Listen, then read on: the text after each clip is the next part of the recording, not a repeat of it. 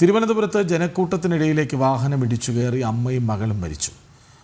വർക്കല പേരേറ്റിൽ രോഹിണി, മകൾ അഖില എന്നിവരാണ് മരിച്ചത്. പേരേറ്റിൽ കൂട്ടിക്കട തൊടിയിൽ ഭഗവതി ക്ഷേത്രത്തിലെ ഉത്സവം കണ്ട് മടങ്ങുന്നവർക്കിടയിലേക്കാണ് റിക്കവറി വാഹനം ഇടിച്ചു കയറിയത്.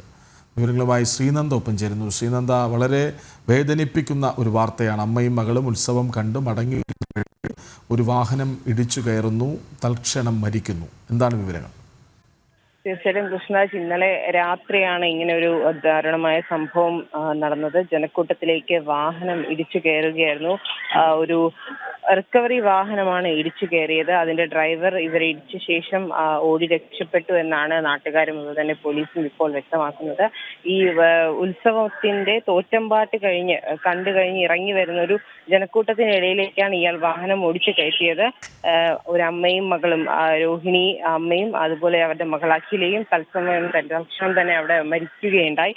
ശേഷം 2-3 യാത്രക്കാരെ ഇടിച്ചു തെറിപ്പിച്ച ശേഷം ഒരു കടയിൽ ഇടിച്ചു. അതിനുശേഷം ഒരു മതിൽ ഇടിച്ചാണ് ഈ വാഹനം നിന്നത്.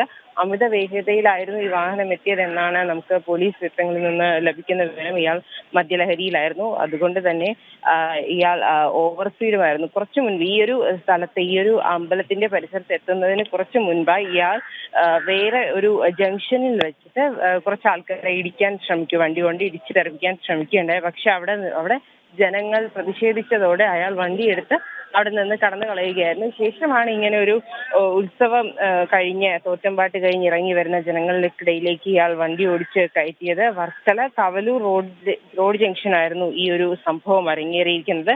ഒരു സ്കൂട്ടർ വളരെ വേദനിപ്പിക്കുന്ന വാർത്ത എന്നൊരിക്കൽ കൂടി പറയട്ടെ. കാരണം ക്ഷേത്രോത്സവം കഴിഞ്ഞ് മടങ്ങി വരുന്ന അമ്മയും മകളും അവർക്കിടയിലേക്ക് റിക്കവറി വാഹനം ഇടിച്ചു കയറുന്നു. രണ്ടുപേരും തൽക്ഷണം മരിക്കുകയാണ്. അയാൾ മദ്യലഹരിയിലായിരുന്നു. അതിനു മുൻപും പ്രശ്നങ്ങൾ ഉണ്ടാക്കിയ ആളാണ്. അതായത് ആ വരുന്ന വഴിയിൽ തന്നെ മറ്റ് അപകടങ്ങൾക്കുള്ള സാധ്യതയും ഉണ്ടായിരുന്നു. അവിടെ നിന്ന് പോകുമ്പോഴാണ് ഈ അപകടമുണ്ടായത്. ഏതായാലും ദാരുണമായ വാർത്ത.